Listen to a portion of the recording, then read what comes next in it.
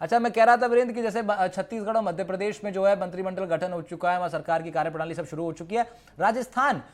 को इसका इंतजार था अब तक, अब कल वो इंतजार खत्म हो जाएगा। सरकार के जो मुख्यमंत्री के जो हैंड्स होंगे, जो हेल्पिंग हैंड्स होंगे, उनके नामों का हमारे सामने हो जाएगा। लेकिन गृह विभाग को लेकर के वीरेंद्र लगातार चर्चाएं बनी हुई हैं कि गृह विभाग किसके पास आएगा। क्या अपडेट आपके पास है? क्या मुख्यमंत्री अपने पोर्टफोलियो में रखेंगे होम मिनिस्ट्री, या फिर किसी पर्टिकुलर विधायक को होम मिनिस्टर बनाया जाना है?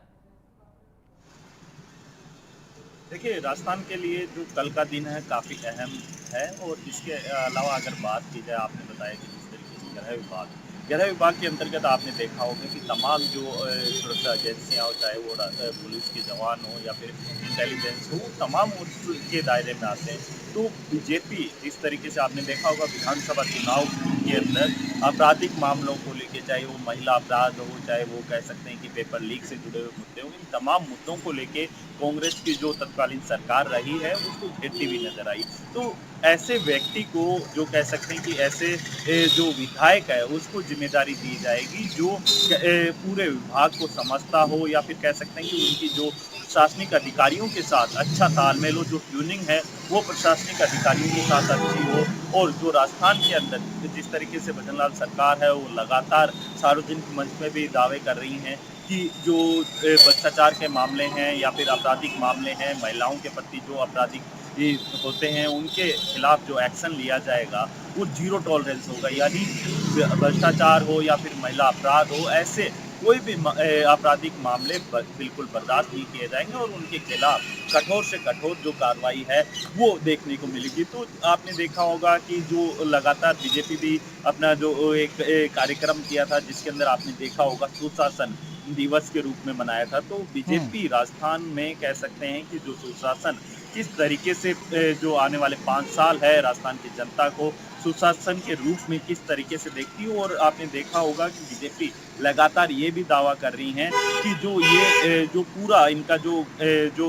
5 साल का जो कार्यकाल होगा वो केवल 5 साल के नहीं, आने वाले 20 साल के लिए जो उनका जो पूरी प्लानिंग है वो तैयार की जा रही है। किस तरीके से राजस्थान को विकसित राज्यों की श्रेणी में, यानी जो कह सकते हैं कि पहले नंबर पे किस तरीके से राजस्थान को लेके आना है, इन तमाम पहलुओं को लेके बीजेपी अपना जो संकल्प पत्र है उसको 1 बाय 1 कंप्लीट करने की कोशिश कर रही है। इसके अलावा आपने देखा होगा भजनलाल सरकार है, उन्होंने 15 दिसंबर को शपथ ली और उसके कुछ ही समय बाद में पहले पेपर लीक को लेकर एक एसआईटी का गठन किया जाता है। फिर कल उन्होंने घोषणा की कि जो पेपर लीक के माफिया या फिर जो भी लोग पेपर लीक में जो लिप्त होंगे उनके खिलाफ कानूनी कार्रवाई की जाएगी और उसके लिए एक हेल्पिंग लाइन जो नंबर है वो जारी किया है। इसके अलावा आप देखेंगे कि जो 450 रुपये में जो सिलेंडर देने की बात की गई थी संकल्प पत्र में, अब 1 जनवरी से वो भी राजस्थान की जो कह सकते हैं कि जो बीपीएल परिवार है, उज्ज्वला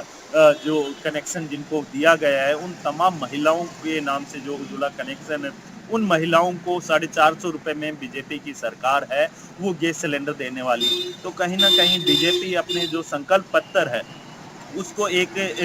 डॉक्यूमेंट के तौर पे, एक विजन के तौर पे अपना जो कह सकते हैं कि जो राजस्थान की जनता के सामने जो 1 बाय 1 जो कार्य कंप्लीट कर रही है उसको लगभग जो कह सकते हैं कि जो 20 साल का जो टारगेट बनाया है बीजेपी ने उसी को लेकर पूरा कार्य किया जा रहा है। और इसके अंदर आपने देखा होगा जो संकल्प पत्र बनाया गया था उसके लिए पूरे राजस्थान के अंदर जो कह सकते हैं कि जो आम जनता से उसके लिए राय मांगेगी कि किस तरीके के राजस्थान की जनता अपने राज्य के अंदर विकास चाहती है, क्या क्या मुद्दे हैं जिनको लेकर राजस्थान की सरकार को काम करना चाहिए। तो ये तमाम चीज़ें, तमाम ये पहलू हैं, इन पहलुओं को लेके जो राजस्थान की जो कह सकते हैं कि भजनलाल सरकार है वो अब एक्शन मोड में दिखाई दे रही है। चाहे महिला अपराध हो उसको लेके भी आपने देखा होगा, चाहे आपराधिक मामलों को लेके भी देखा होगा। जिस तरीके जो दिनेश अहमन हैं उनके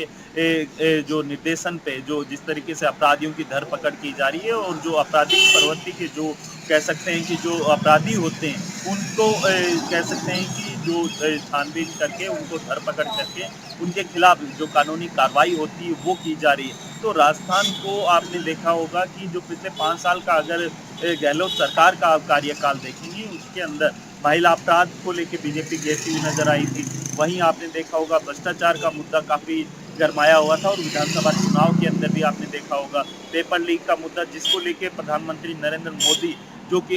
जो चुनावी सभा हुई थी उसके अंदर साफ तौर पे बोलते हुए नजर आए कि बीजेपी की सरकार आएगी तो युवाओं के भविष्य के साथ खिलवाड़ नहीं किया जाएगा। तो कहीं ना कहीं बीजेपी अपना जो विजन, जो कह सकते हैं कि जो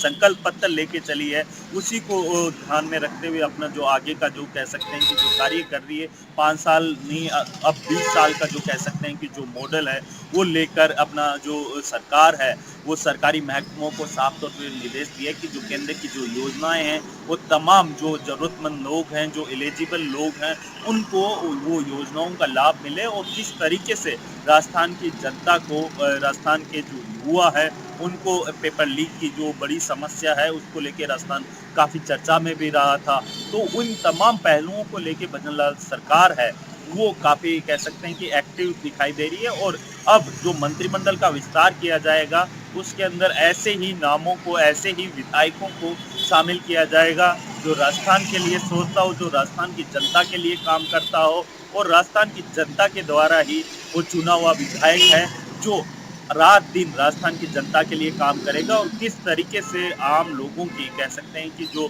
जुड़ी हुई समस्या होती है उनको तुरंत प्रभाव से उनको दूर करेगा। ठीक है वीरेंद्र, बहुत बहुत शुक्रिया तमाम जानकारी के लिए आपका। लेकिन अभी आप बने रहिएगा हमारे साथ, मैं फिर आप पर लौटूंगा। फिलहाल एक छोटे से ब्रेक के लिए मुझे रुकना है।